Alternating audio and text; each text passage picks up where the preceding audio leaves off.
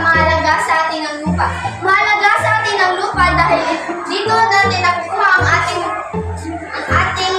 yaman, kagaya ng mineral, metal, o iba pang mga gamit natin.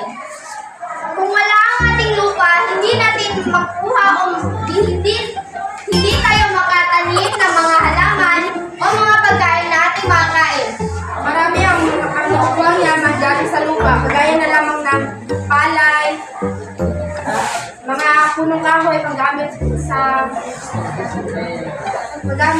sa paggawa ng bahay at pagmimina. Okay, thank you so much. Okay. Cut off. Sige, time. Yes, now. Marami kami matatanim dahil nagaling na rin sa mga kasi ang Okay. mga punong kahoy Bakit importante ang lupa? Pinaka-importante sa lahat ng salik ng produksyon. Wala ba kayo itatanong? Okay, 4, 3, 2, yes, very good. Ang aming abono ay kagaya ng tae or tayo na kalabaw. Please be quiet. Tawa. Okay, nasagot ba? Okay na, mayroon pa tayo. Very good, napakaganda na kanyang sagot ngayon. Ano pa? Yes. Sa mga tanong, wala mo'y kapitan. Kanang gidaot ka sa mas daot pagdungog sa imuha? Wow, bagag simod.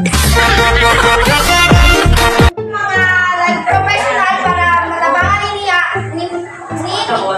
paunsa na mo makuan ang among lupa mabaligya para paunsa magpalagala pang among service or like business.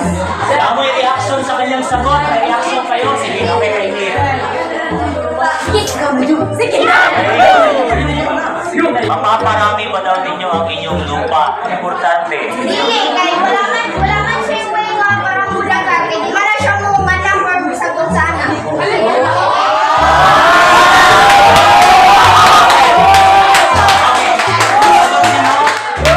It's now. Accordingly, meron ka bang reaction sa kanyang sagot? Wala? Yes. Bakit lupa ang ina mo?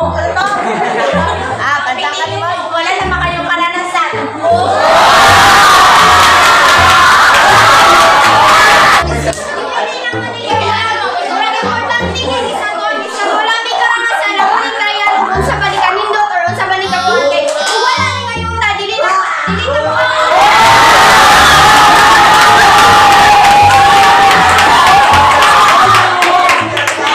Narito ang ilang dahilan kung bakit ang lupa ang pinakamahalagang salik ng produksyon.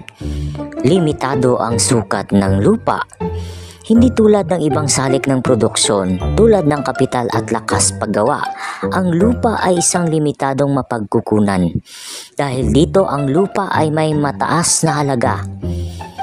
Pangunahing pinagkukunan ng pagkain at iba pang pangunahing pangangailangan.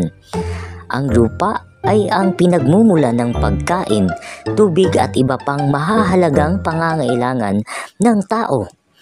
Pinagmumulan din ng mga mineral at enerhiya. Ang lupa ay naglalaman ng mga mineral at enerhiya na mahalaga para sa pag-unlad ng ekonomiya. Maaaring magamit para sa iba't ibang layunin. Ang lupa ay maaaring magamit para sa agrikultura, industriya, tirahan at iba pang layunin. At yun lamang po. Sa kabila ng mahalagang tandaan, ang lupa ay hindi lamang isang passive na salik ng produksyon.